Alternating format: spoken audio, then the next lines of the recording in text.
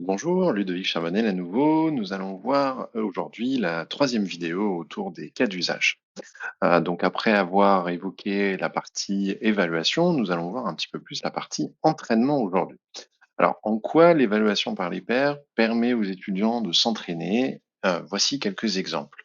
Le premier point, assez classique, donc là, je vais vous parler, de l'école, des commissaires de justice qui ont un examen final au bout de 6 mois et qui, chaque 15 jours, va proposer des activités basées sur des cas pratiques, dans lesquels les étudiants vont devoir, répondre à ce cas avec un document Word.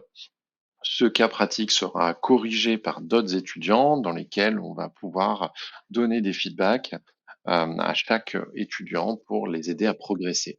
Donc, ce qui est intéressant avec ce cas d'usage, c'est que du coup, côté enseignant, on va vraiment pouvoir poser des cas pratiques dans lesquels on n'a pas à intervenir et dans lesquels on va pouvoir faire avoir une vraie régularité toutes les semaines, tous les 15 jours, tous les mois, mais quelle que soit la taille de l'accord. Donc ça, c'est quelque chose d'assez intéressant. Eux, côté étudiant, ce qui est intéressant, c'est qu'on va pouvoir les faire travailler sur des cas pratiques dans lesquels ils vont recevoir un certain nombre de feedbacks et des feedbacks de pairs, donc souvent avec un langage qui va leur parler, peut-être moins technique qu'un enseignant, mais en tout cas qui va leur permettre de s'améliorer. Donc ça, c'est un cas d'usage qui marche vraiment très très bien côté étudiant. Autre cas d'usage, le travail itératif. Donc là, on va demander à des étudiants de faire une première version d'un document, en individuel ou en groupe, peu importe, c'est vous qui allez décider. Et sur ce premier document, les étudiants vont recevoir des feedbacks pour essayer d'améliorer leur travail. Et après, on va leur demander de poster une version 2.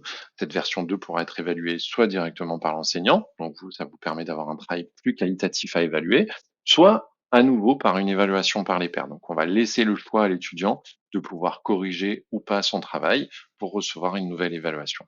Donc là, ce qui est assez intéressant, c'est que ça permet vraiment aux étudiants de découvrir un petit peu les bénéfices de l'évaluation par les pairs. Donc encore une fois, de recevoir des feedbacks pour essayer d'avoir une meilleure note.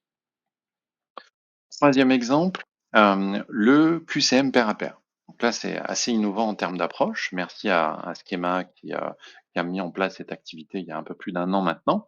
Donc là, on va, demander aux étudiants de remplir un QCM et ce QCM, au lieu d'être corrigé automatiquement par une machine, il va être corrigé par d'autres étudiants. Donc on va demander à chaque étudiant d'évaluer 3 QCM avec ou sans correction, ça c'est l'enseignant qui va décider.